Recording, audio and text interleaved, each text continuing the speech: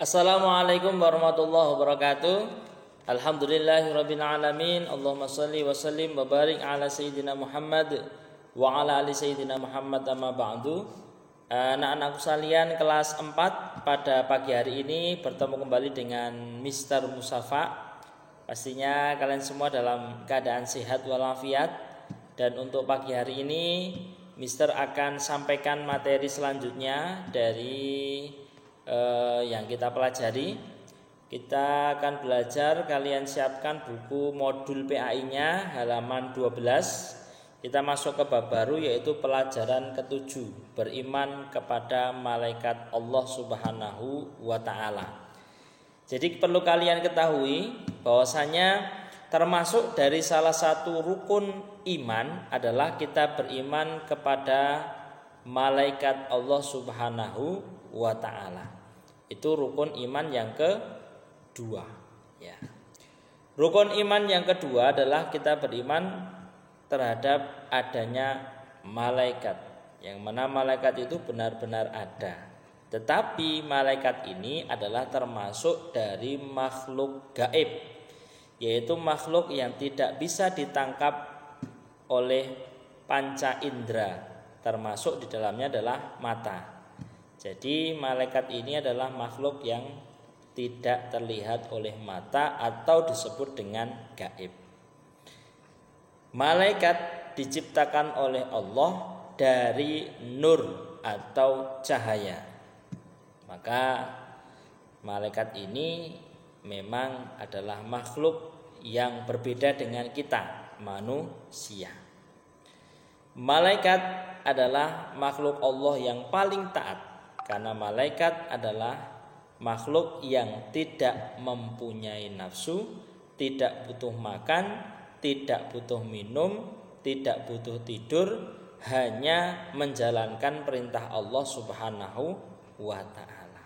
Inilah malaikat.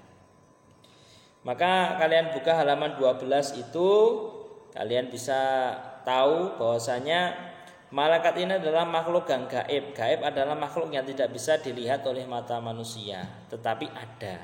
Contohnya seperti udara, itu kan nggak bisa dilihat tapi ada kan, berhembus. Ya, seperti itu. Tapi malaikat juga nggak berhembus kayak angin, tapi memang gaib, tidak terlihat. Tapi ada. Harus yakin kalau ada.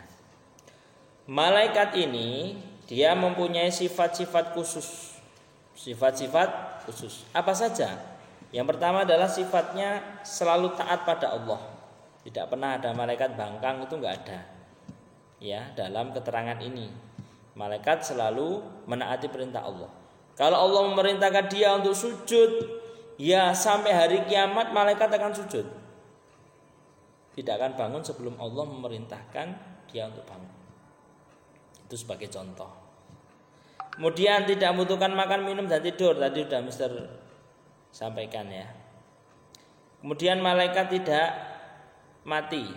Ini perlu kalian ketahui. Untuk kata tidak mati ini kalian coret, karena malaikat itu juga akan mati pada saatnya besok di hari kiamat. Walau hanya sebentar, Allah akan mematikan seluruh makhluk yang ada di dunia semuanya, termasuk malaikat. Jadi untuk tidak mati ini kalian coret saja, karena malaikat juga suatu saat akan mati. Yang tidak mati hanya Allah Subhanahu wa ta'ala. Ya, itu tidak matinya dicoret.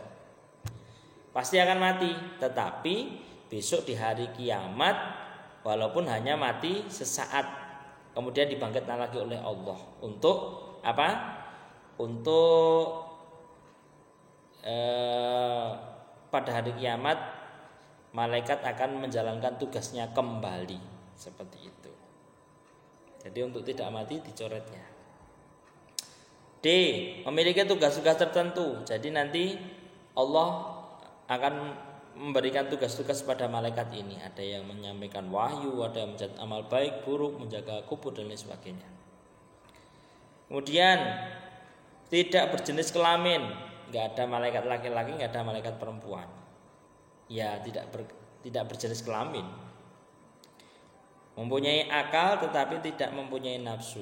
Akalnya ada, berakal, tetapi tidak punya nafsu. Nafsu itu apa tuh? Keinginan. Jadi malaikat itu nggak punya keinginan aku pengen santai, capek dan lain sebagainya, nggak ada. Malaikat diciptakan memang untuk menaati perintah Allah Subhanahu wa taala.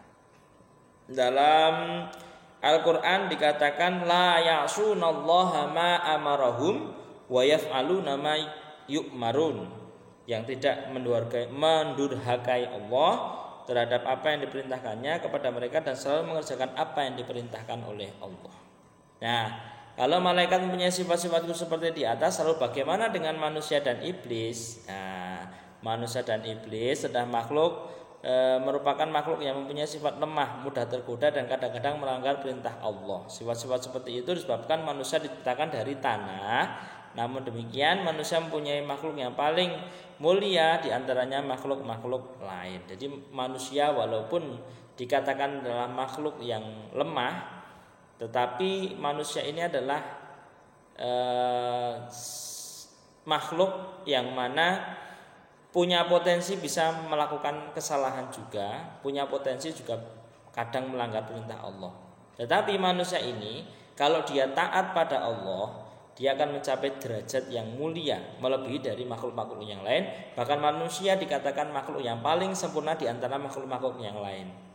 Dikatakan ahsanit taqwim, yaitu Allah menciptakan dengan bentuk yang paling sempurna, yaitu manusia.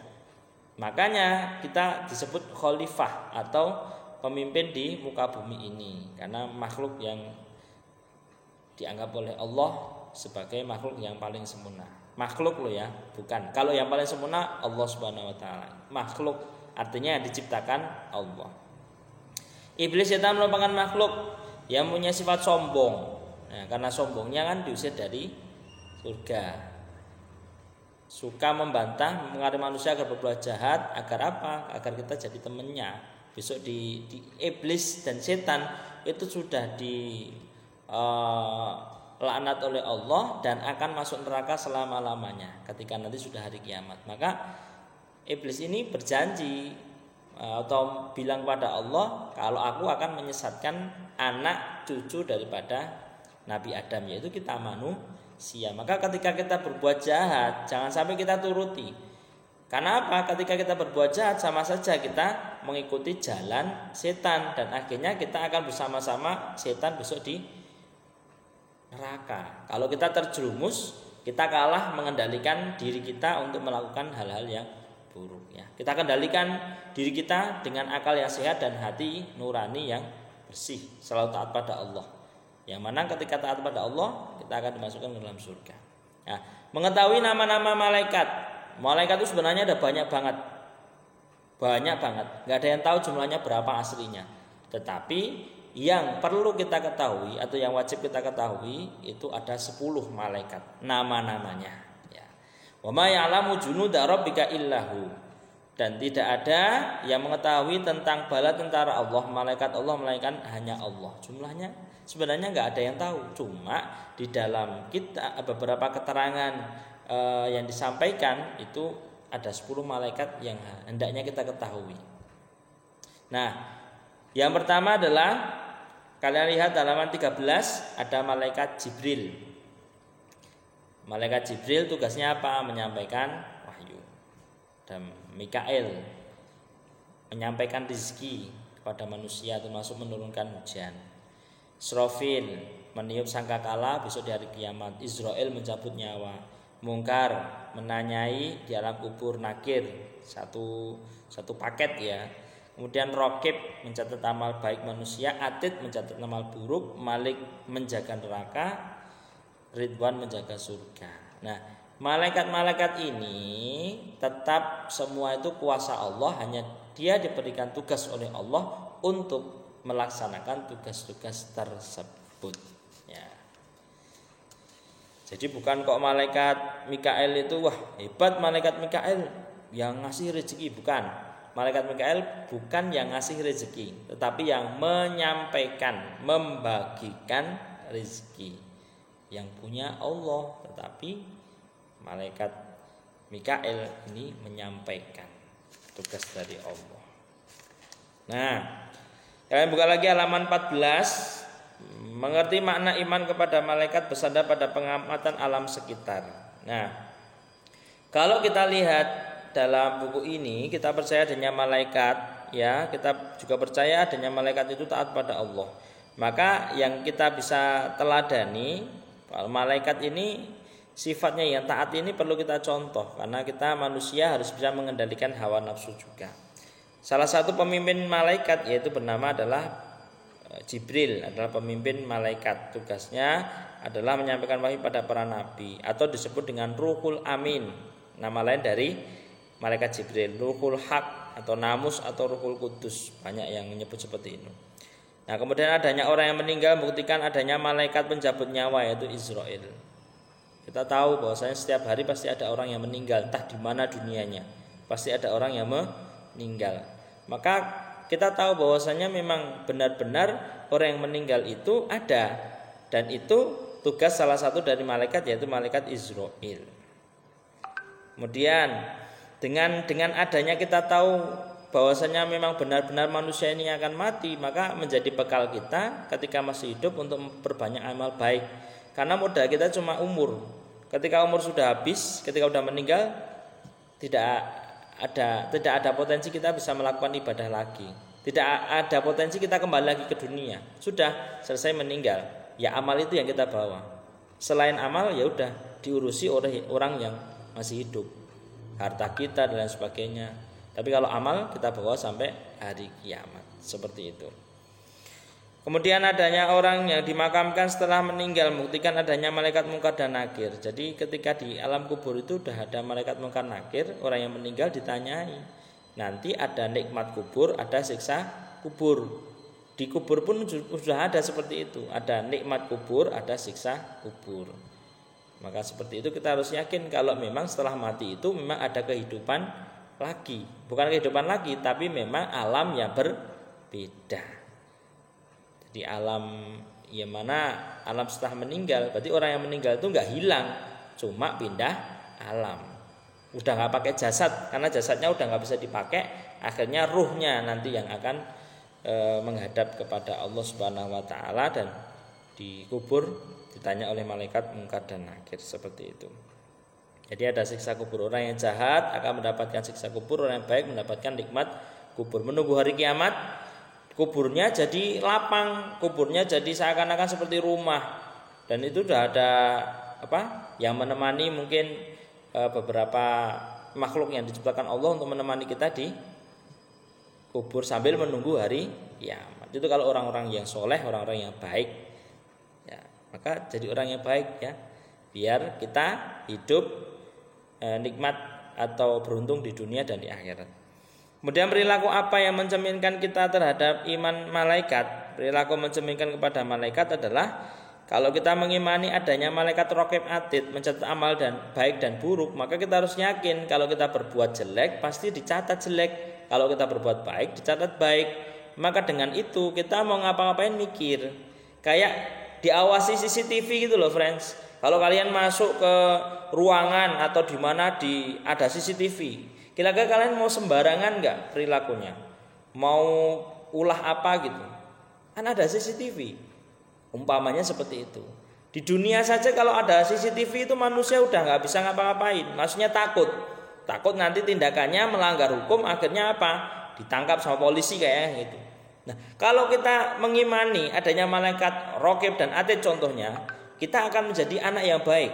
Contohnya apa? Kita akan mengontrol diri kita. Oh, aku kalau mau berbuat jahat, ini ada malaikat Atid ini akan mencatat amalku. Aku tak berbuat baik, biar dicatat sama malaikat Raqib. Dan catatan itu akan menjadi catatan kita dan bekal kita besok di hari kiamat. Kita harus yakin kalau segala sesuatu yang kita lakukan ada konsekuensinya. Seperti itu. Ya. Paham ya, friends? Kemudian dalam kehidupan sehari-hari kita harus berusaha menjadi orang yang baik.